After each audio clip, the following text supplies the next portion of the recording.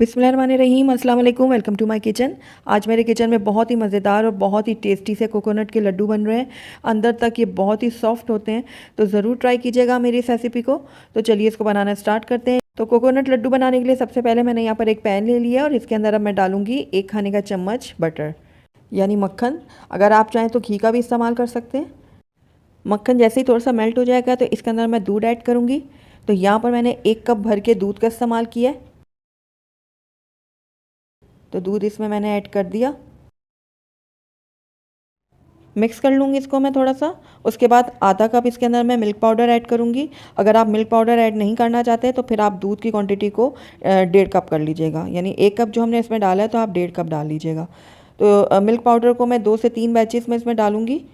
तो ये देखिए फ्लेम को मैंने बिल्कुल लो किया हुआ है और थोड़ा थोड़ा करके मैं इसमें मिल्क पाउडर डाल रही हूँ और मिक्स करती जा रही हूँ ताकि इसमें कोई भी लम्स ना बने।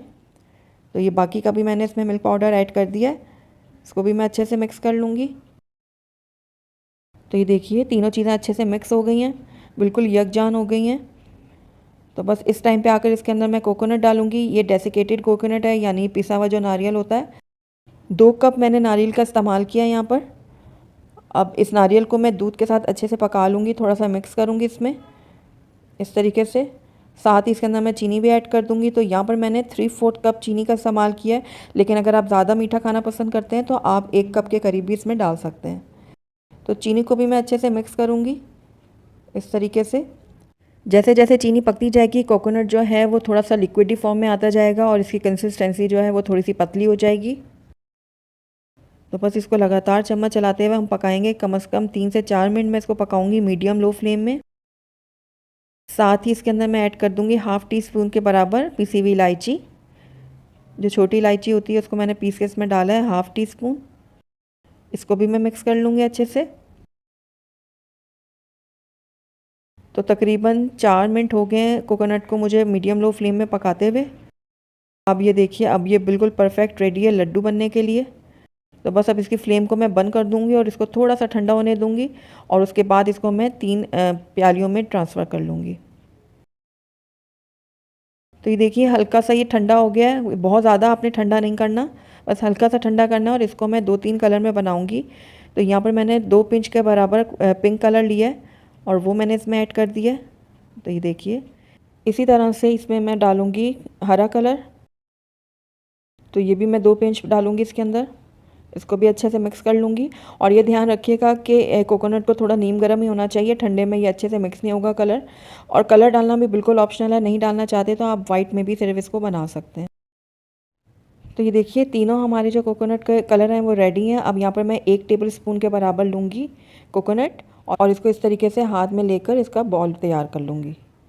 तो ये देखिए इस तरीके से मैं पहले इसको स्मूथ करूँगी, उसके बाद दोनों हथेलियों की मदद से इसका बॉल तैयार कर लूँगी। ये देखिए इस तरीके से।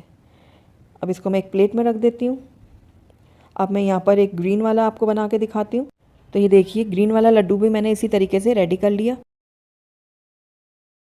ये देखिए अब इसको भी मैं प्लेट में रख दूँगी।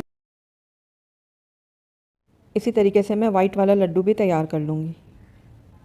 ये देखिए ज़बरदस्त सा लड्डू रेडी है। इसी तरीके से मैं बाकी के भी लड्डू तैयार कर लूँगी सारे।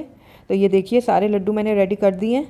अब यहाँ पर मैंने डेसिकेटेड कोकोनट लिया है, यानी नारियल का जो बुरादा है वो मैंने लिया है। और उसके बाद सारे लड्डुओं को लेकर मैं इस तरीके से इसको कोट कर लूँगी नारियल से।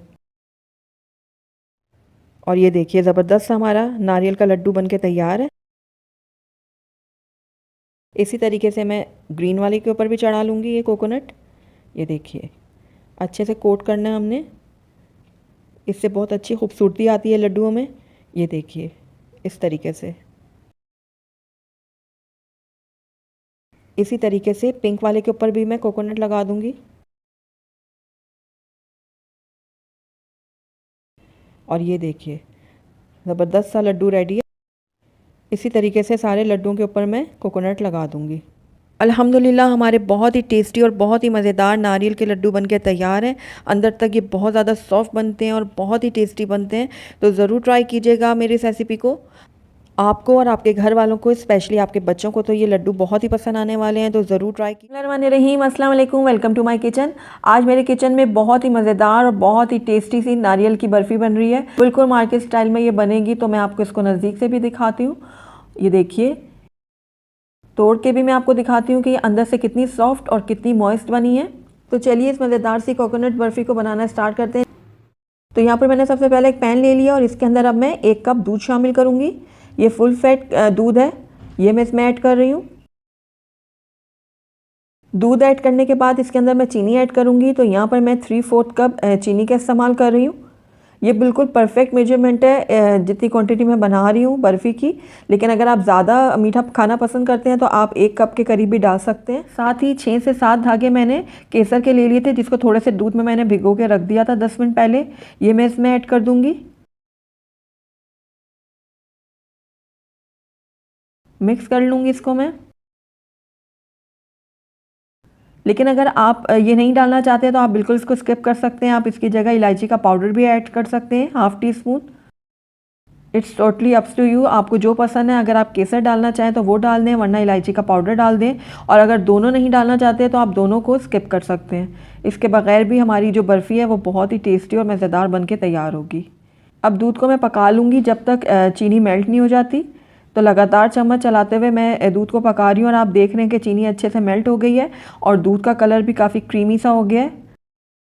तो बस इस टाइम पे आकर इसके अंदर मैं कुछ ड्रॉप्स जो है वो फूड कलर के डाल रही हूँ, येलो फूड कलर के। ये भी बिल्कुल ऑप्शनल है, अगर आप नहीं डालना चाहते तो आप इसको स्किप कर सकते हैं। लेकिन एक बाज़ार की लुक देने के लिए मैं इसके अंदर थोड़ा सा फूड कलर ऐड कर रही हूँ, येलो। इसको भी मैं अच्छे से मिक्स कर लूँगी। तो ये देखिए, सारी चीज़ें अच्छे से मिक्स हो गई हैं। तो अब इसके अंदर मैं डालूंगी डेसिकेटेड कोकोनट, यानी जो पिसा हुआ नारियल होता है, जिसे हम नारियल का बुरादा भी कहते हैं, वो ऐड करूंगी। यहाँ पर मैं 2 कप का इस्तेमाल कर रही हूँ।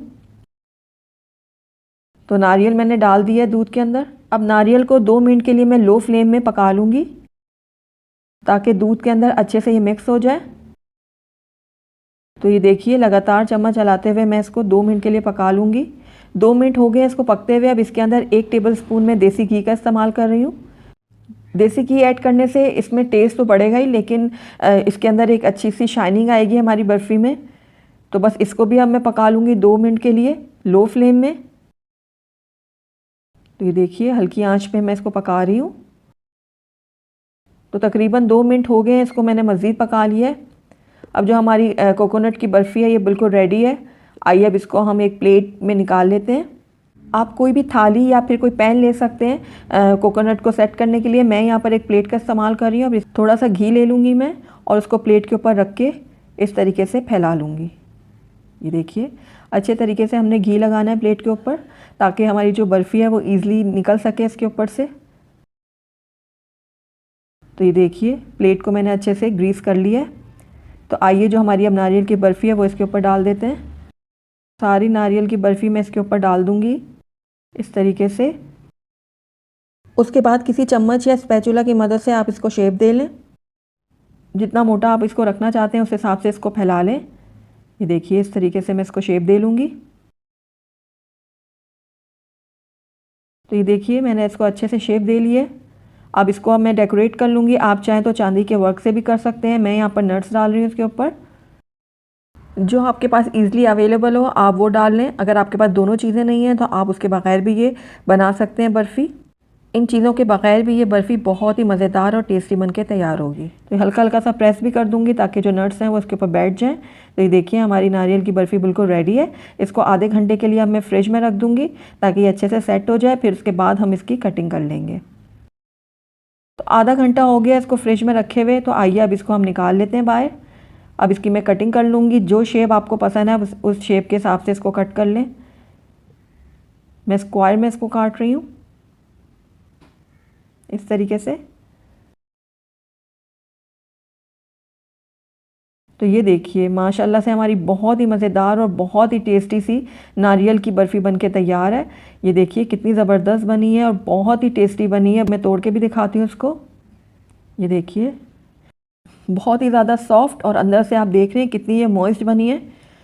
ज़रूर ट्राई कीजिएगा मेरी इस रेसिपी को। अगर आपको मेरी रेसिपी पसंद आई है तो इसको लाइक करें, अपने दोस्तों के साथ शेयर करें, और अगर पहली दफ़ा मेरे चैनल पे आए हैं तो काइंडली इसको सब्सक्राइब भी कर दें और साथ ही बेल आइकन को भी प्रेस कर दें ताकि मेरी हर नई आने वाली वीडियो की नोटिफिकेशन सबसे पहले आप तक पहुँचे। और कमेंट करके मुझे ज़रूर बताइएगा कि आपको मेरी रेसिपी कैसी लगी। Thank you for watching. अल्लाह हाफिज़।